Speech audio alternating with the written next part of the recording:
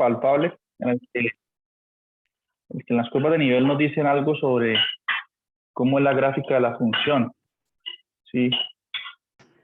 De la superficie, pues, cómo es la superficie. ¿Sí? Porque si hubiésemos hecho las curvas de nivel con niveles negativos, ya nos hubiesen dado circunferencias en otra parte, ¿sí? Del plano. Entonces nosotros ya sospechamos que habían como dos montañas, ¿sí? Una hacia abajo y otra hacia arriba, solo con curvas de nivel. Listo, y eso lo podemos hacer inclusive a mano, completando cuadrados ahí. Inclusive si no tenemos ni graficadora ni nada, solo curvas de nivel nos van dando una información útil. ¿Listo? Bien, ¿preguntas sobre estos? Yo dejé aquí varios ejercicios sugeridos. Bueno, entonces, ahora podemos pasar al capítulo o la sección 13.2. Sí, es una sección. Un concepto que es importante, pero que más adelante en el curso no lo usaremos mucho. Pero bueno, tenemos que estudiarlo. Y es el concepto de límites y continuidad de una función. Entonces,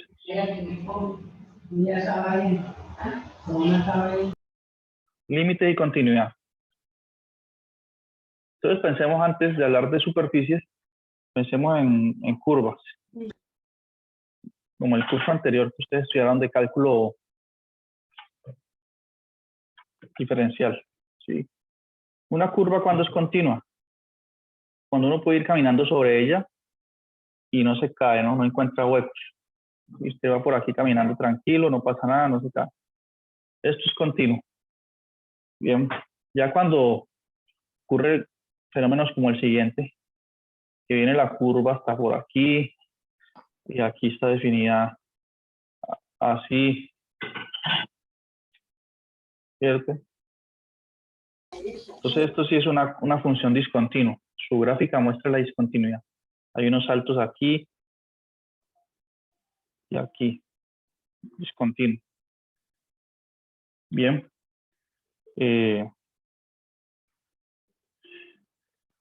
Listo, y uno cómo se da cuenta que una función es discontinua en un punto. Por ejemplo, esta función es discontinua en el punto x1. Vemos que aquí esto es x1 y en el punto x2. Entonces, ¿qué instrumento se usa para determinar la continuidad de una función? Los límites, ¿no? Los límites laterales. Vemos que esta es la gráfica de la función y igual a f de x. Entonces, ¿uno qué hacía? Para demostrar que la función es discontinua en x1, por ejemplo, esto es del curso anterior, uno tomaba el límite. Cuando me acerco a x1 por izquierda, me acerco por izquierda y calculo su valor. Démosle unos valores aquí en el plano a esta función. Supongamos que esto aquí es altura 2, esto aquí es altura 3/4, esto acá es más o menos 5/3, y esto por acá es 5/2, digamos. ¿Listo? Entonces yo tomo el límite cuando x tiende a x1, perdón. Por la izquierda, ¿cuánto me da este límite? Y luego tomo el límite cuando x tiende a x1 por la derecha. Y si esos límites son diferentes, nosotros decíamos en el curso anterior de cálculo diferencial que la función es discontinua en el punto. Sí, límites por izquierda y límites por derecha. Listo. ¿Cuánto es este límite por izquierda? ¿Alguien sabe? 2, ¿no? Sí, eso es exacto. Si me acerco por la izquierda, la función está acá arriba. Toma el valor 2. Y 2 es distinto. ¿Cuánto es el límite cuando x tiende a x1 por la derecha?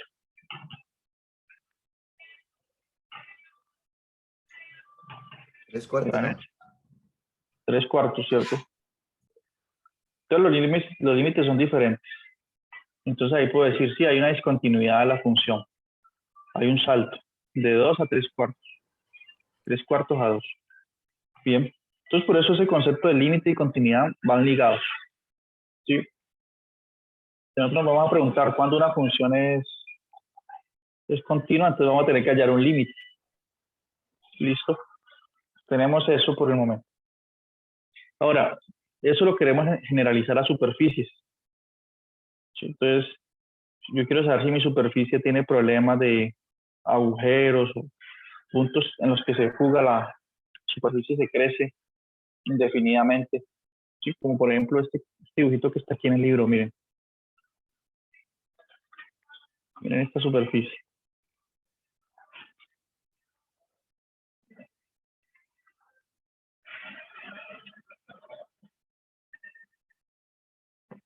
Es como un embudo que se expande hacia el infinito positivo, ¿no? En el eje Z.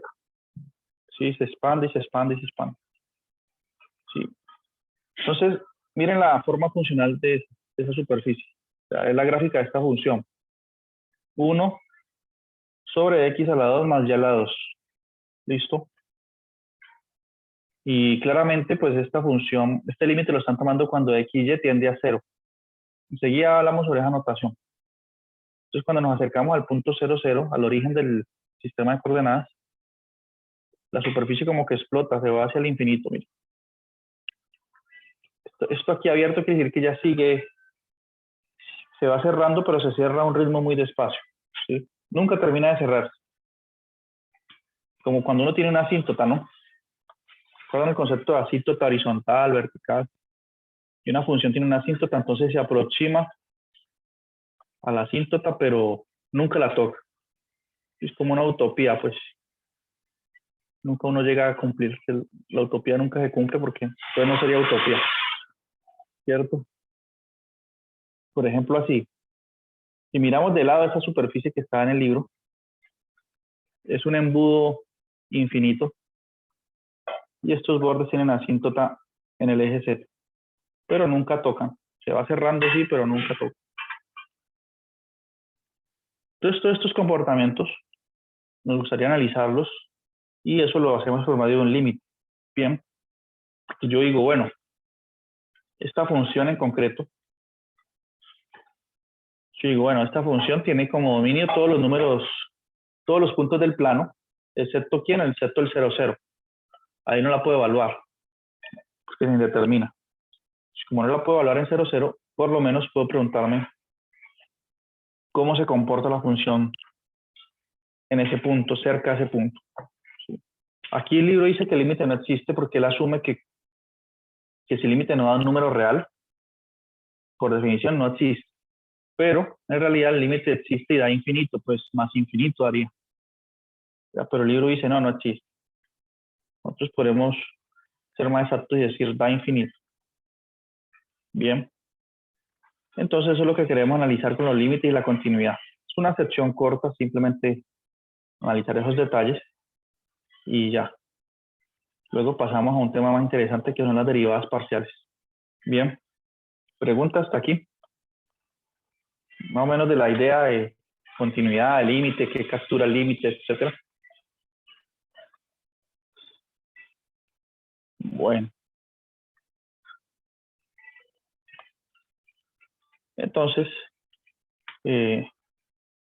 cuando uno escribe, pensemos en la función que está ahí o pensemos en esta función. X a la 2 menos y a la 2 sobre X más Y. Toda otra función de dos variables. Nuevamente, esta función en qué punto no está definida. En 0, 0, 0. 0, 0. ¿Y en qué otro? 0 es 1, sí. Y ¿Qué otro punto no está? cuando x cuadrado es igual a y cuadrado, ¿no? Bueno, cuando se indetermina en el numerador, no importa, arriba puede dar 0. Siempre nos tenemos que preocupar es acá. ¿Listo? Este es el denominador que no se puede indeterminar, que no puede dar 0. Bien. Entonces, pero sí, la idea suya va en un sentido correcto. Usted tiene que decir que x más y tiene que ser... Si x más y es igual a 0, también tengo problemas. Es decir, si y es igual a menos x. Por ejemplo, en puntos de la forma, por ejemplo, en el punto 1, en x menos 1 en y, hay problemas. Por ejemplo, aquí no se puede evaluar. Listo. Tampoco. Entonces, si yo no puedo hablar la función, podría entonces investigar qué pasa cerca de ese punto. Entonces, ahí es donde vengo y calculo el límite. Cuando x, y, ¿sí? Cuando me acerco al punto 1, menos 1. Listo. Me acerco. Calculo el límite cuando x. Se indetermina. Sí, se indetermina, pero entonces esta flechita está diciendo aquí que yo voy a evaluar la función no en el punto 1, menos 1, no, sino en puntos muy cercanos a 1, menos 1. Por ejemplo, voy a evaluarla en el punto... Yo empiezo a hacer como una especie de tabla, ¿sí? Para dar el comportamiento de la función. Por ejemplo, una tabla así. Uno podría hacer este ejercicio. Entonces aquí empiezo a colocar algunos valores, sí, para ver si tengo alguna regularidad, algún comportamiento. Por ejemplo, yo no la puedo hablar en 1, menos 1, pero sí la puedo hablar en 1, menos 1.1. Ahí la puedo evaluar, sí, ¿cierto? O la puedo hablar en 0,9. Profe, Como antes de que prosiga, en 1, menos 1, por ejemplo, arriba tenemos una diferencia de cuadrados, ¿no? ¿No podríamos factorizar y cancelar con el de abajo? eso es exacto. Muy bien, esa es la idea, ¿cierto? Y uno puede cancelar y entonces puede intentar hacer el límite, ¿sí o no? Entonces es uno de los pasos que vamos a estudiar más adelante para resolver límites, ¿sí? Porque yo voy a dar una especie de algoritmo y el segundo paso es el que usted dice exactamente para este caso, ¿sí? El algoritmo que va a decir, algoritmo para hallar límites. Paso 1. Primero uno intenta hacer la evaluación directa, ¿sí? Intento evaluar la función en el punto que me hayan dado. En este caso en 1, 1. Y como dijo la compañera hace un momento, se indetermina. Entonces no se puede. Luego, intento factorizar y simplificar la función. Y de nuevo veo si puedo reemplazar o no. Entonces lo que usted dice es del segundo paso. Exacto. Muy bien, entonces enseguida hablamos sobre eso. Pero por ahorita, cuando uno dice que x ya tiende a 1, 1, quiere decir que la voy a evaluar en puntos cercanos a este que está aquí. Pero no iguales, ¿no? Y ya sé que se indetermina. Se indetermina aquí, pero en puntos cercanos. Como por ejemplo en este punto, en este punto. Y notar si eso me da cercano a algún valor. Sí, si me da cercano a 0, si me da 0.01, qué sé yo. O si me da 0, o si me da 1.1. Yo quiero ver una regularidad. Bien, entonces es la idea del límite. Evalúo la función en puntos cercanos y miro a ver si eso se acerca a algo. ¿Ya? Y es que esa definición la dice el libro aquí, sino que es muy teórica. Entonces no la vamos, pues sí, la podemos leer la definición teórica del límite, pero no quedarnos solo en esa definición tan extraña. Sí, bueno, así la estudié yo. Y uno tenía que probar un límite usando esta definición, pero digamos, no es necesario, uno está interesado en saber cuál es el límite, no necesita todo ese rigor. Entonces dice, se hace una función de dos variables definida en un disco abierto centrado en este punto, que posiblemente la función no esté definida en este punto porque se indetermina, sea L un número real. Entonces, el límite de la función es igual a L si para cada épsilon mayor que 0 existe delta, tal que pasa eso. Eso es una forma de decir que, borremos aquí de nuevo. Hagamos el disco y todo lo que dice ahí esa definición, a ver si entendemos mejor.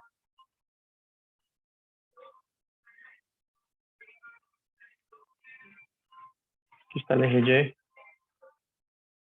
Y, X. Hablan de un punto X0 y Y0. Y veámoslo aquí, ese punto. Se supone que la función está definida ahí, se indetermina. Vemos que es este punto. Luego hago un disco centrado en ella. ¿Sí? Y me empiezo a acercar al punto, pero no igual a él. Sí, me acerco con un punto, permítame, uso colores. Este punto 3, luego me acerco más.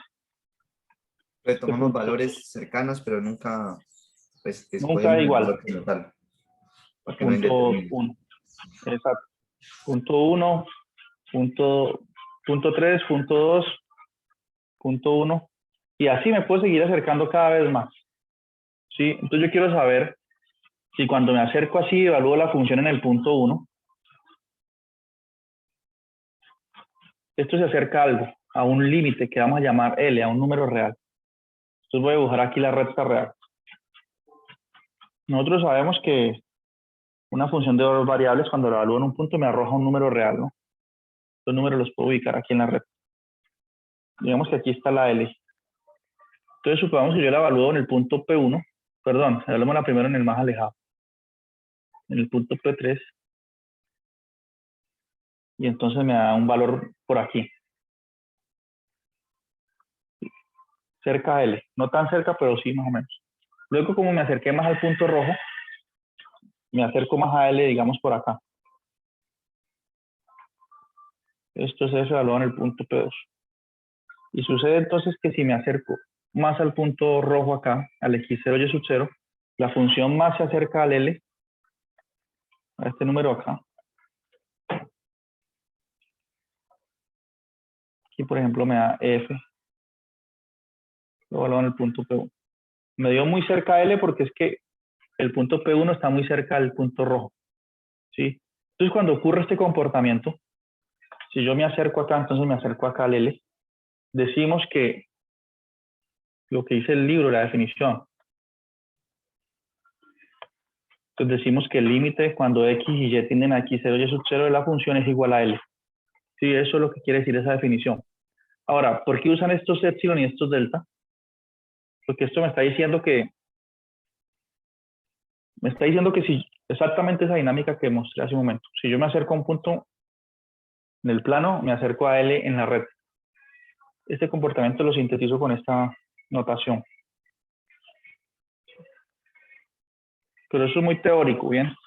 Pero esa es la idea que se quiere capturar ahí.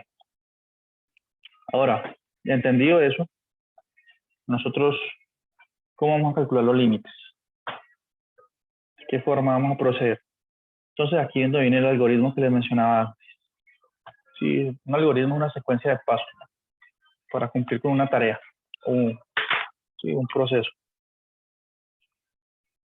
Entonces, hay un algoritmo. Primero aprendamos a calcular límites y luego lo aplicamos para determinar si una función es continua o no en un punto. Se requiere límites para eso.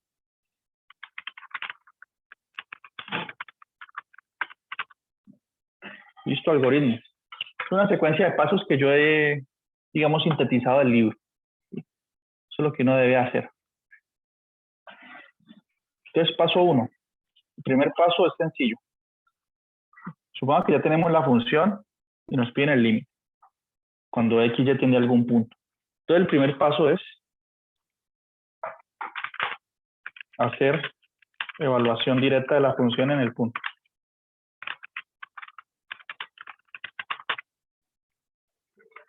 ¿Qué consiste eso de evaluación directa? Entonces, veamos dos ejemplos. Digamos que tengo el límite, me piden calcular el límite. Cuando XY tiende a 1, 2, de la función 5x a la 2 sobre x a la 2 más y a la 2. Listo, ahí tengo la función de dos variables. Pregunta, ¿será que esta función se puede hablar en el punto 1, 2 sin tener problemas?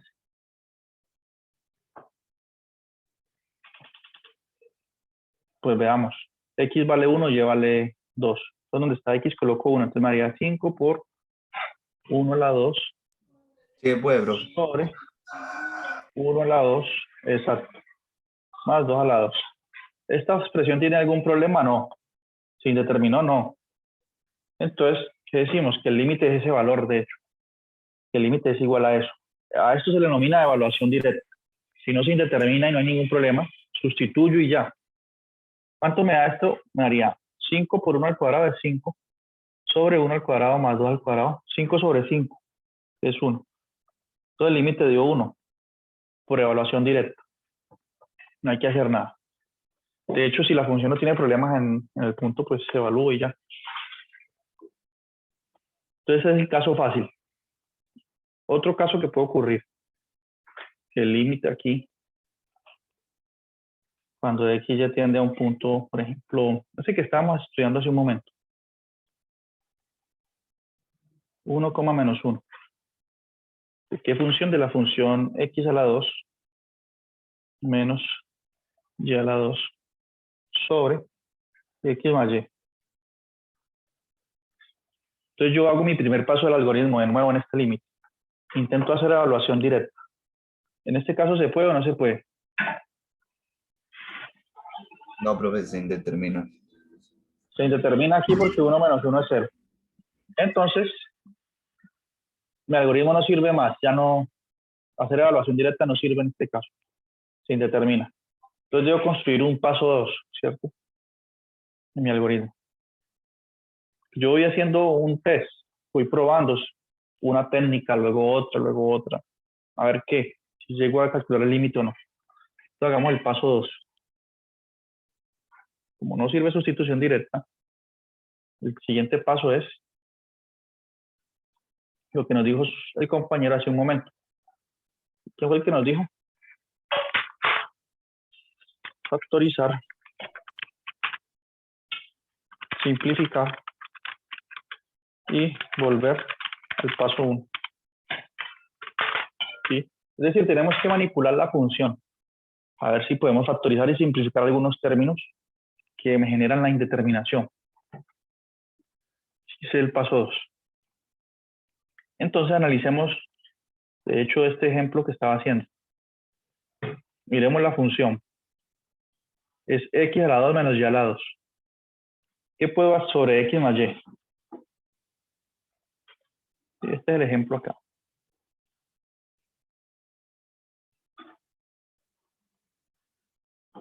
Uno viene y la escribe aparte de la funcioncita y la analiza a ver si puedo factorizar algo. ¿Sí? Y aquí claramente me doy cuenta que en el numerador tengo una diferencia de cuadrados, como dijo el compañero, y puedo escribirlo así, como x menos y por x más y. Es la bien conocida diferencia de cuadrados. Bien, sobre x más y.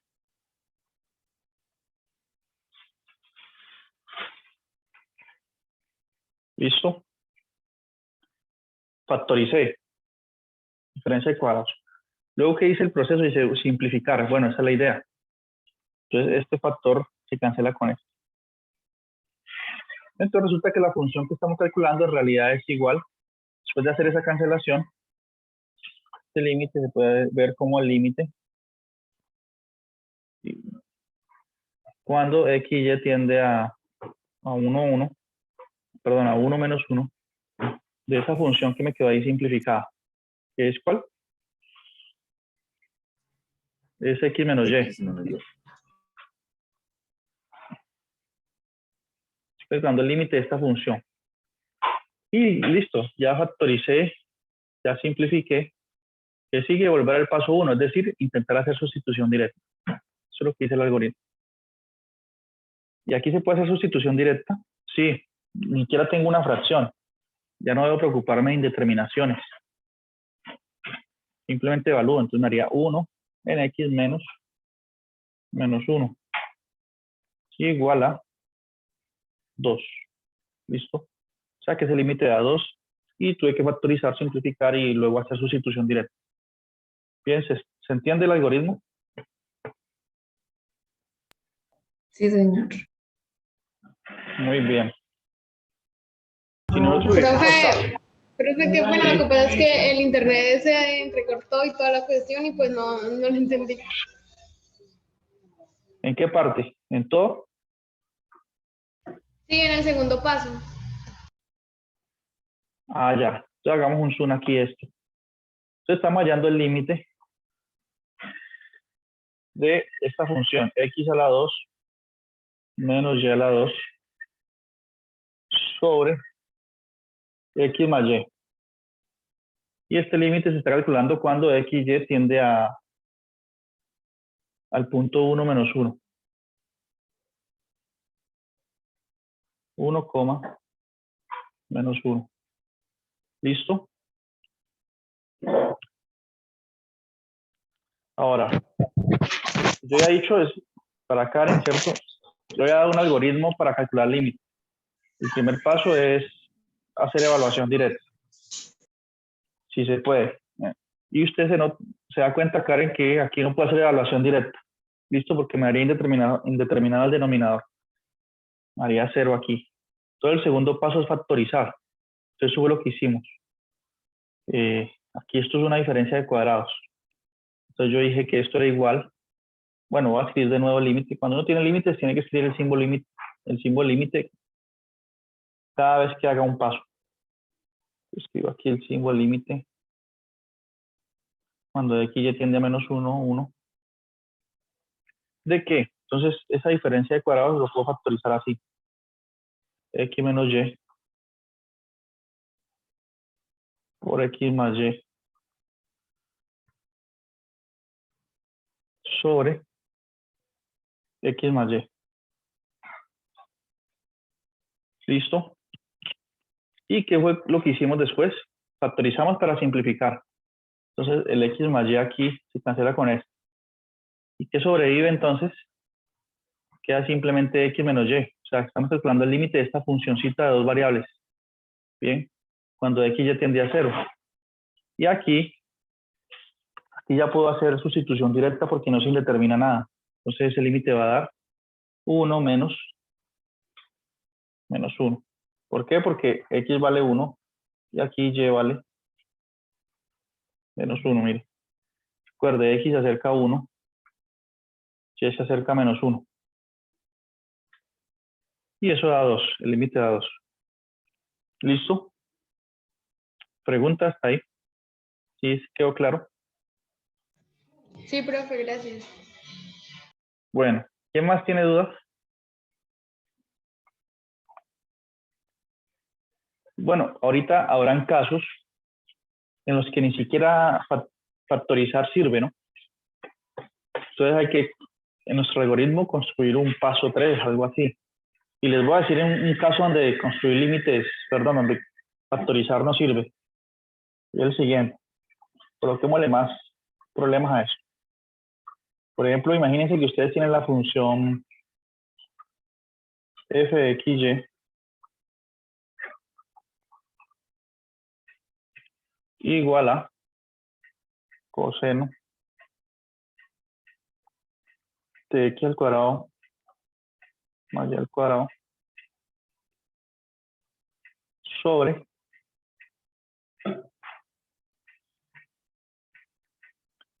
x al cuadrado más y al cuadrado. Aquí puedo factorizar, no. Y me dicen que calcule el límite cuando x ya tiende a 0. Entonces, ¿qué hago ahí?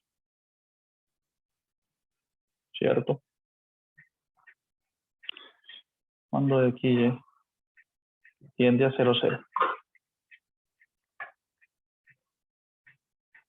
No puedo hacer sustitución, bueno, puedo intentar hacer sustitución directa, pero sin determinar el denominador. No puedo factorizar nada, esto no tiene x al cuadrado más y al cuadrado, no se puede factorizar. ¿Listo? Por lo menos no se puede factorizar en los números reales. ¿Sí? En los números complejos sí. En números complejos se puede escribir como x más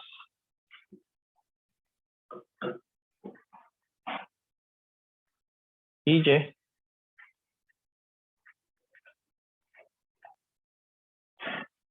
por x menos y. Pero bueno, eso es de los complejos.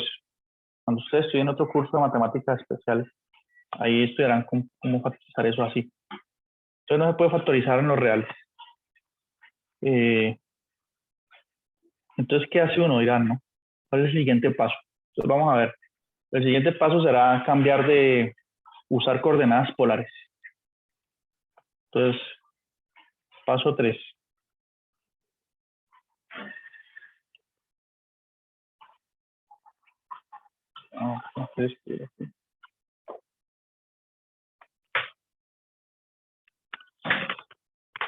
Usar coordenadas polares. ¿Y en qué consiste esto? De usar coordenadas polares. Bueno, de pronto ustedes lo han visto en otro curso. Resulta que aquí sí vamos a hacer un break. Olvidémonos por un rato los límites. Resulta que yo tengo el plano cartesiano, ¿sí? Y todo punto del plano tiene una coordenada XY, ¿sí o no? X y Y, ¿cierto? O sea que yo tengo un puntico por aquí. Ese punto tiene una coordenada cartesiana, una X y un Y. Bien. Pues resulta que existe otra forma de referenciar un punto, que se denominan coordenadas polares. ¿Sí lo han escuchado antes o no? Las polares. Sí, ¿Y, profe. ¿Y entonces en qué consisten esas coordenadas polares? En lo siguiente. Vamos a usar una coordenada de ángulo y una coordenada de radial para ubicar el punto, ¿sí? O sea, uno viene y traza un segmento que va del punto al origen del sistema de coordenadas. E inmediatamente se me definen otros dos parámetros. ¿Sí? Se me define el ángulo que se forma entre este segmento y el eje X. Y se me define el radio de ese segmento, o la longitud, pues. Entonces a este punto se le puede ubicar simplemente diciendo a qué distancia está el origen y cuál es el ángulo que forma el segmento que une el punto con el origen. ¿Cuál es el ángulo de ese segmento con el eje X? ¿Sí? Esto es una coordenada polar. Bien. Entonces, la pregunta es, bueno, sí, está interesante. ¿Cómo se relacionan estos dos sistemas de coordenadas? Bien. Porque, por ejemplo, si mi amigo Juan usa el sistema de coordenadas polares y yo uso el sistema de coordenadas cartesianas, entonces yo le digo, hola Juan, yo estoy aquí en tal sitio.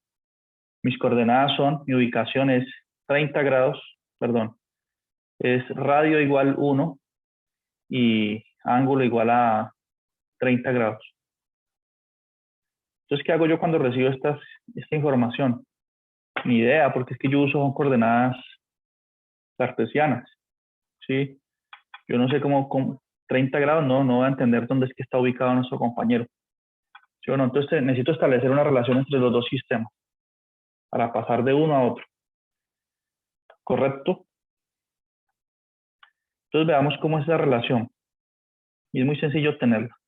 Porque miren, aquí yo puedo formar este triángulo rectángulo, ¿cierto? Cuya longitud de aquí el eje del cateto adyacente es X. Esto mide X. Y la altura mide Y. ¿Sí? Entonces puedo dibujar un triángulo correspondiente a esa situación ahí. Voy a dejarlo acá aparte.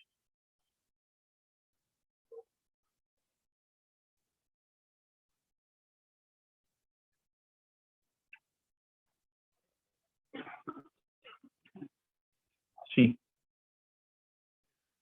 Donde aquí está el ángulo θ, aquí está el radio. Y aquí recuerden que está el punto que yo tengo, que es de coordenadas X y Y. Y ya hemos dicho que esto mide X. Y que esta altura aquí mide Y. Entonces puedo usar las funciones trigonométricas para establecer relaciones entre θ, r, x y y. Por ejemplo, recuerdo ese triángulo rectángulo. ¿Cuánto es coseno de θ? ¿Cómo se definió esta función trigonométrica? Opuesto sobre hipotenusa. Ah, no, adyacente sobre hipotenusa. Adyacente sobre Exacto. hipotenusa. Entonces, adyacente, que es X, sobre hipotenusa R. Por lo tanto, ¿qué concluyo? Que X es igual a R coseno de teta. ¿Cierto? O sea que si mi amigo me está dando sus coordenadas polares, el radio del ángulo, yo calculo R coseno de teta y encuentro la coordenada X cartesiana. Bien. Análogamente, ¿cuánto es seno de teta en este caso? Opuesto sobre Opuesto hipotenusa. sobre hipotenusa.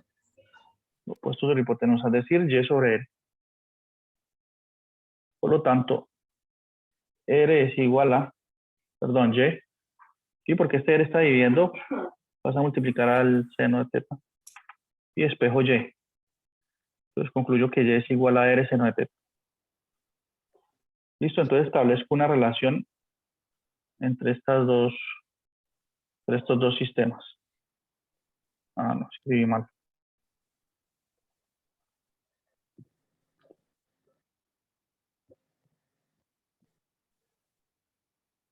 Listo. Y es igual a R seno de teta, X igual a R coseno de teta. Y esto es importante. Bien. Otra observación que podemos hacer. Con el teorema de Pitágoras, ¿cuánto es X al cuadrado más Y al cuadrado? R. R al cuadrado, ¿cierto? La hipotenusa Ah, al sí. cuadrado.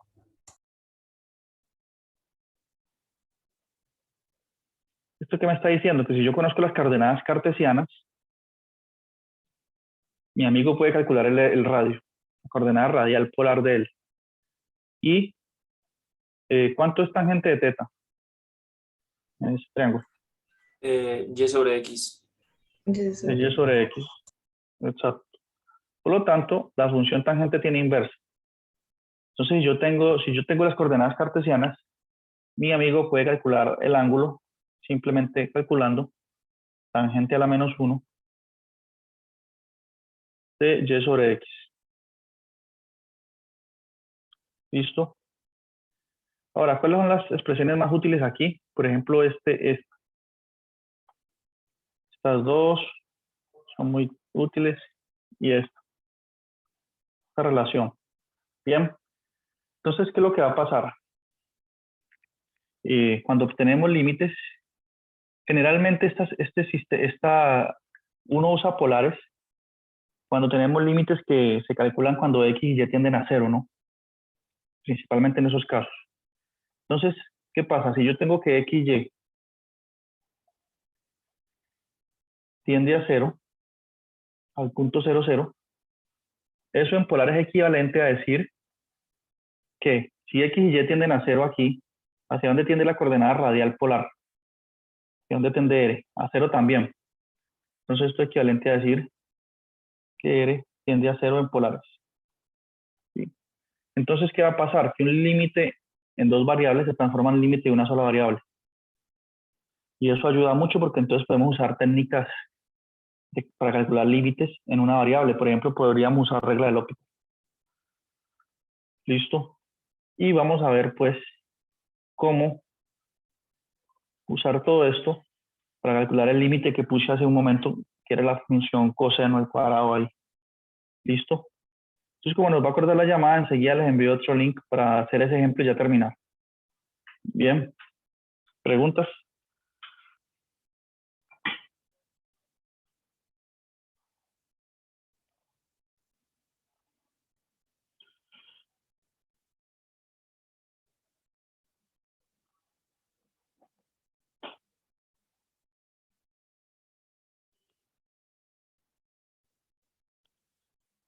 Bueno, entonces ya se va a cortar, entonces